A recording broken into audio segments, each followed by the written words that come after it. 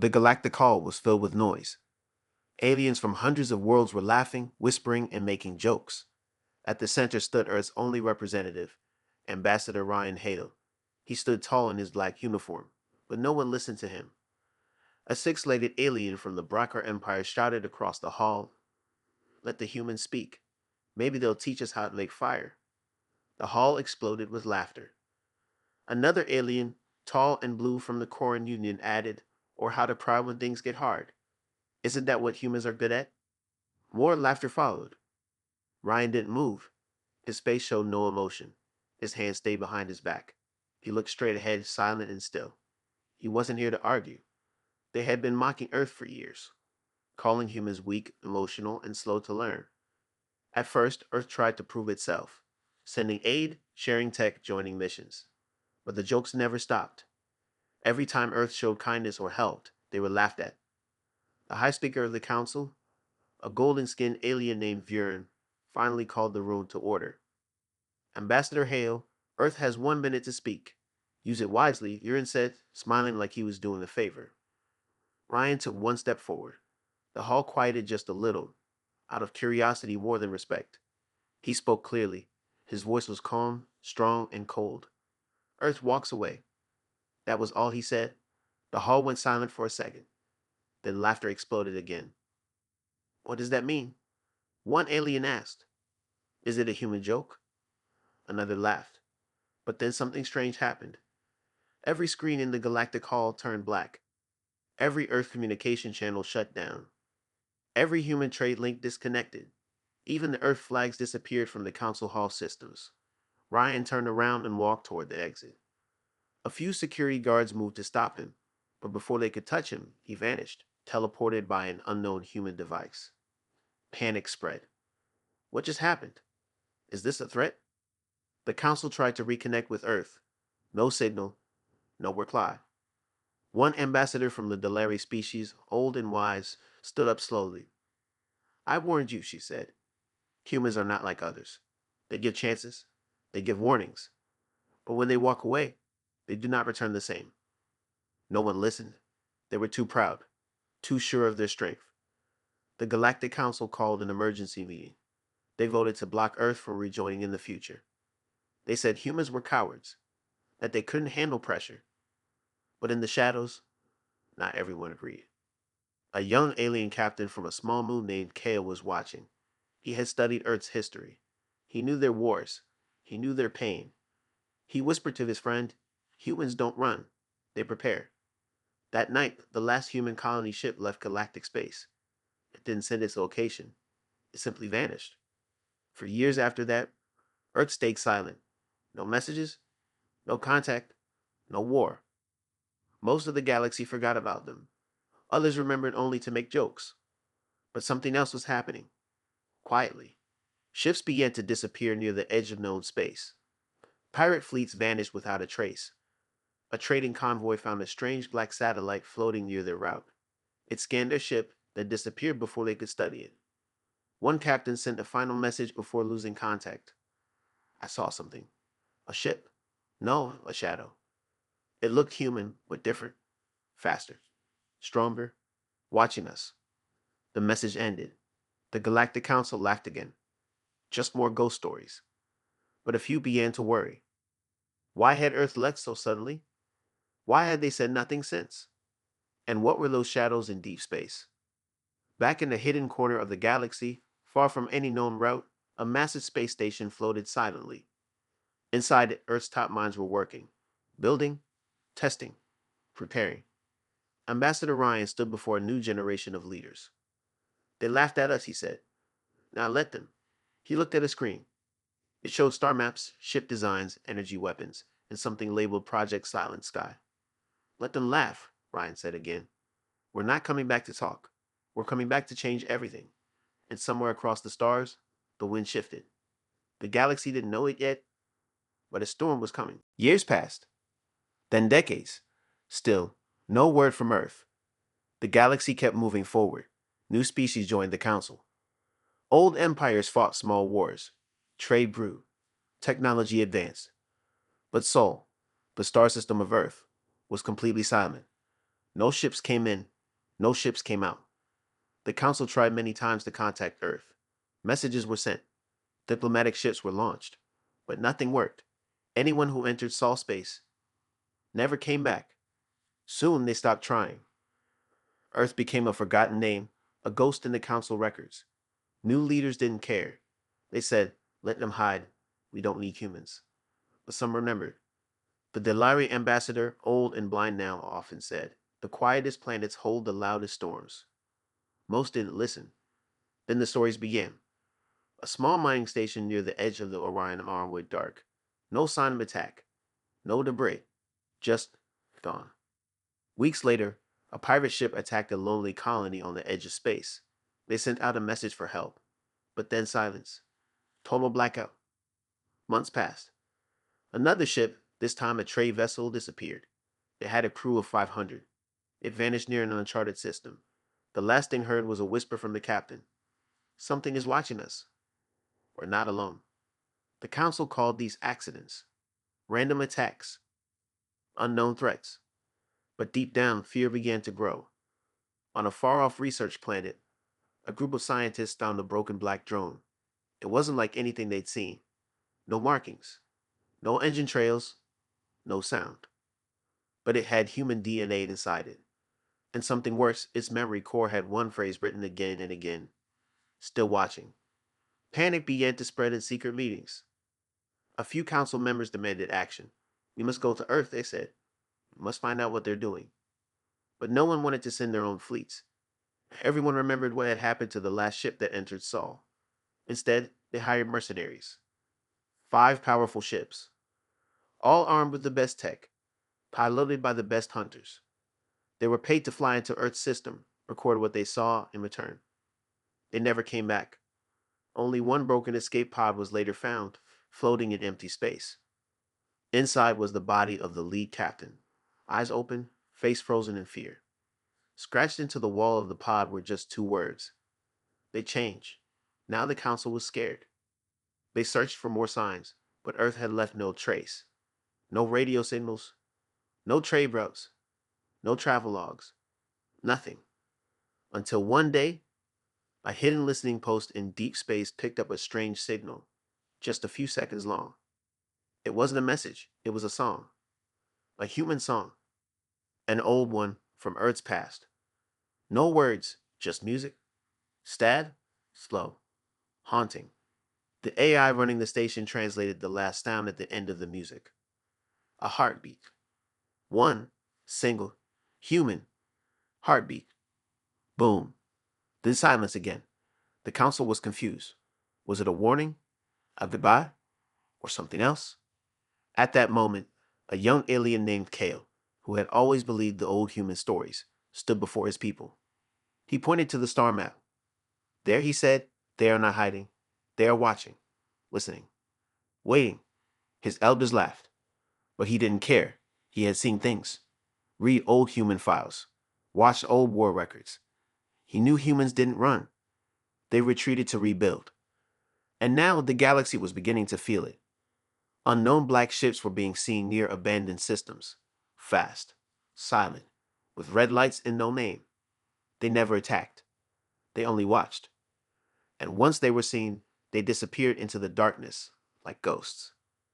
The name Earth started to return in whispers, not as a joke, but as a warning. One council leader, nervous and sweating, asked a question during a secret meeting. What if Earth is not angry? What if Earth is just patient? The others had no answer. In the shadows of the galaxy, near the silent system of Sol, a fleet was waking up. Giant ships, dark, cold, and deadly, came online, one by one. In the control room of the largest ship, a human woman in a silver uniform opened her eyes. Her voice was calm, almost robotic. Phase 1 complete, she said. Another voice answered from the screen. Ambassador Ryan Hale. Good, he said. Let them wonder. He looked into the stars. We gave them kindness. They gave us mockery. We gave them warnings. They gave us silence. He stood up and gave the final order. Now we return without words. The storm was coming closer, and the galaxy was not ready. For years, Earth had stayed silent. After being laughed at in the galactic hall, after being mocked and ignored, humanity had disappeared. No one saw their ships. No messages were sent. No diplomats attended council meetings. The galaxy thought Earth had given up. We broke them, said the Creel ambassador. Let them stay in their small blue planet, said the Brockar leader. They were never meant for the stars, said many others. But they were wrong. Dead wrong. Earth hadn't given up. Earth was preparing. Deep under the oceans of Earth, massive shipyards were built. On the dark side of the moon, secret weapon systems hummed silently. Across Mars and Titan, strange energy fields began to rise. The humans worked in silence. No press, no broadcasts, no warnings, only purpose, only focus, and above all, only memory. They remembered the laughter, the mockery, the faces of alien leaders calling them weak, barbaric, and unfit for the stars. They remembered how they walked away, heads held high, while the galaxy laughed behind their backs. But they never forgot. In a hidden base on Mars, General Amara Velasquez stood before her officers. Behind her was a large screen showing hundreds of new ships, black, silent, and deadly. They mocked us, she said. Now we show them why that was a mistake. One officer, a young man named Chen, raised his hand. Ma'am, are we really ready? Amara looked at the fleet with cold eyes. We were born ready. They just gave us time to evolve. She turned to the control panel and activated a signal. Phase 1, begin. All across Earth's solar system, something changed.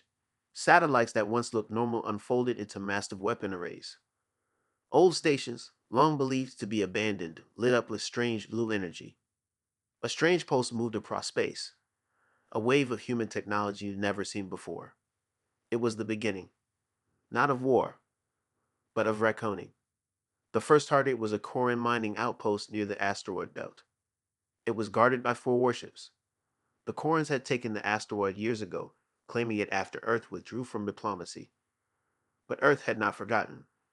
Without warning, a single black human ship appeared above the outpost. No one knew where it came from. There was no signal, no message, just silence. The Koran commander laughed. Only one ship? Humans still love to joke. He ordered his ships to attack, but the human ship didn't move. It simply glowed. A soft, deep hum filled the air. Then, boom, in 1 second, all 4 Koran warships vanished.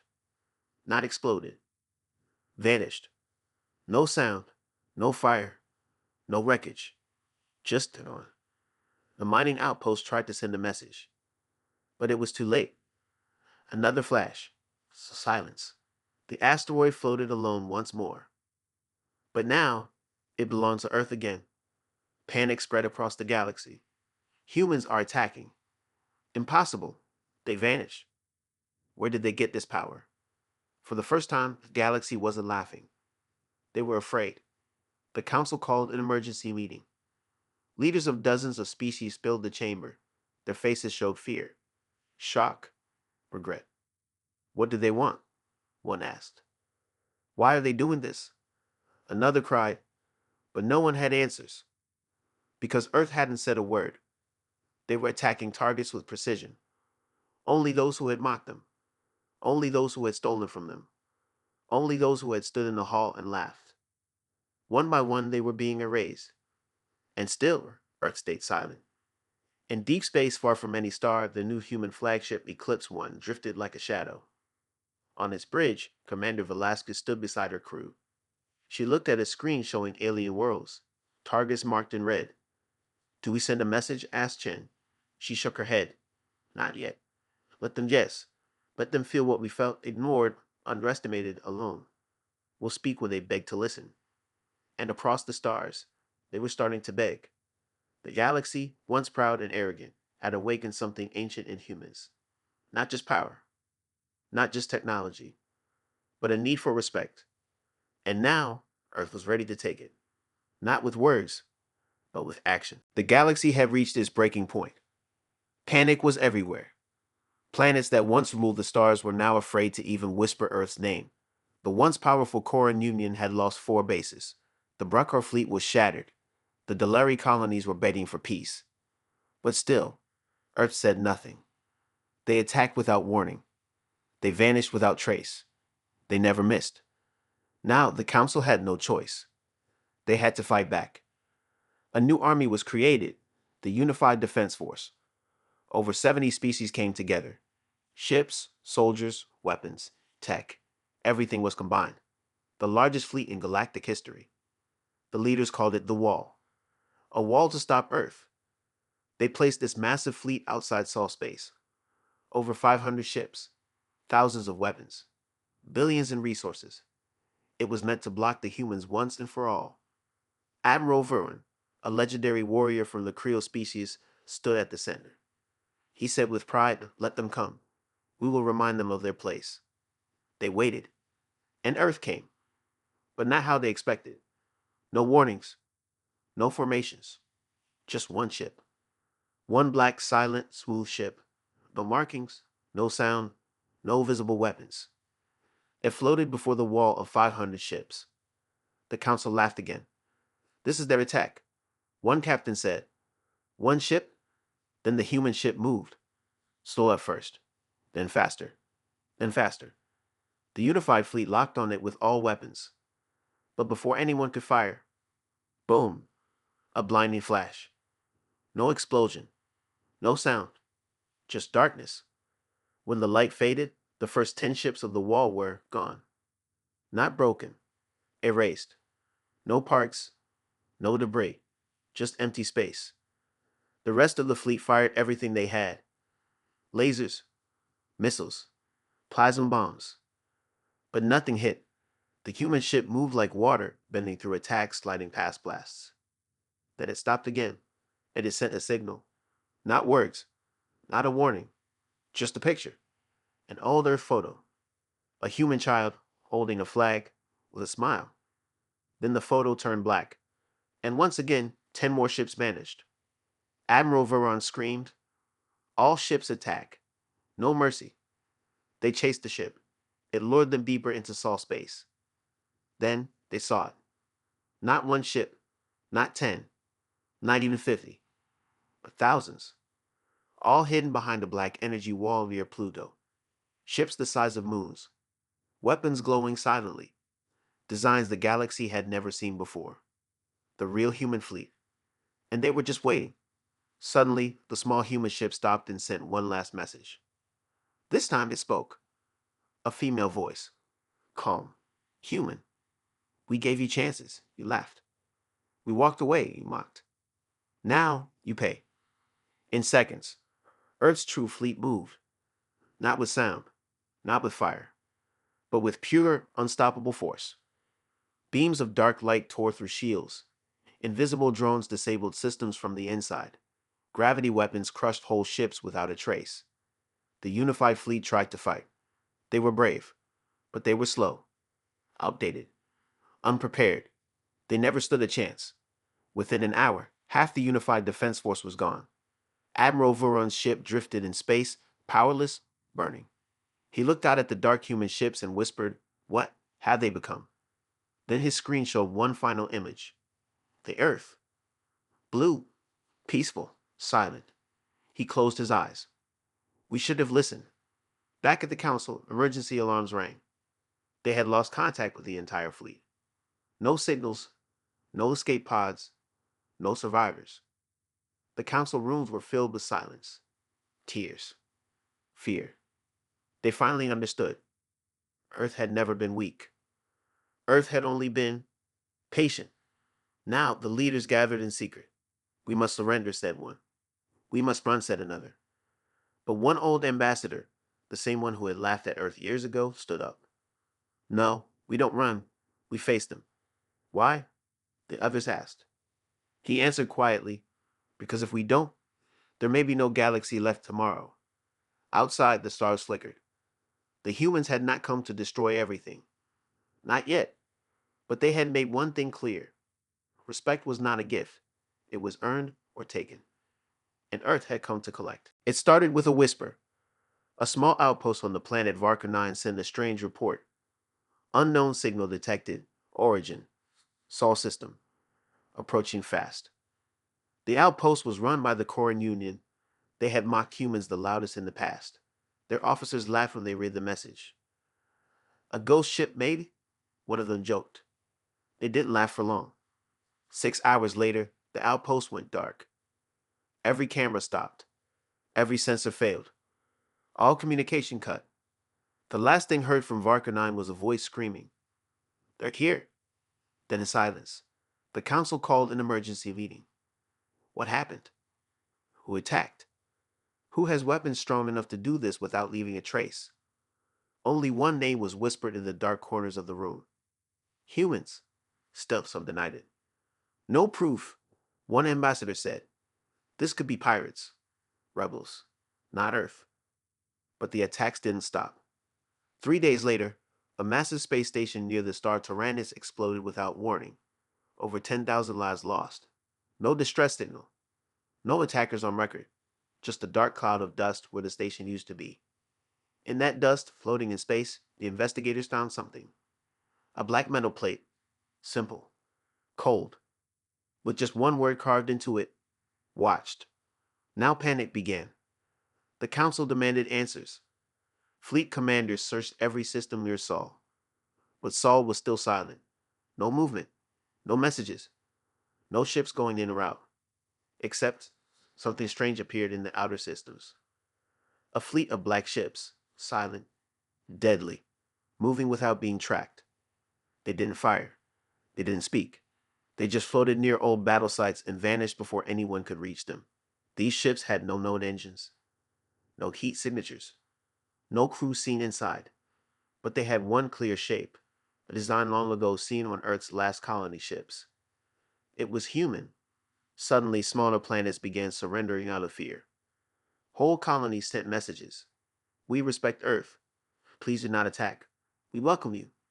But no reply came. Earth remained silent. Then, on the day of the annual council gathering, a huge event watched across the galaxy. The sky above the main council building turned black. Not night, not clouds. Ships. Dozens of massive, black, silent ships. They floated above the council planet without firing. People screamed and ran in panic. Some leaders tried to contact them, no answer.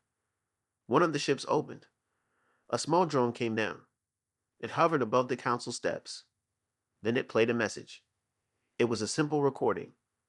Ambassador Ryan Hale. His voice. Calm. Cold. Final. "You laughed at Earth. You pushed. You mocked. You forgot that even the kindest hearts have limits. You thought Earth walked away in weakness. You walked away in mercy. You have your chance. Now, we take back respect." The drone exploded without harming anyone, but the message was clear. This was not war.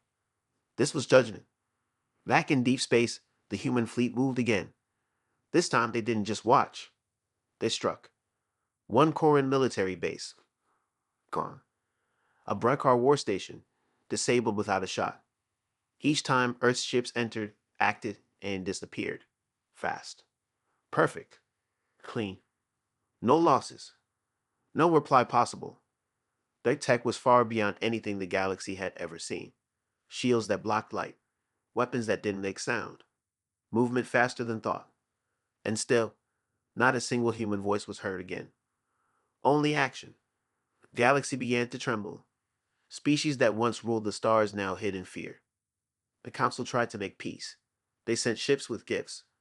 Messages of apology. Every message was ignored. Every ship returned with a black mark on its hull, one symbol. A circle with a single human eye in the center. Watching. Waiting. Meanwhile, inside one of Earth's command ships, Ambassador Ryan stood before a star map. Red dots showed every place that had once laughed at Earth. He pointed to each one. This one called us animals. That one banned our children. That one denied us food during the plague. He turned to his commanders. No more mercy. His voice dropped low. They mocked Earth until Earth walked away.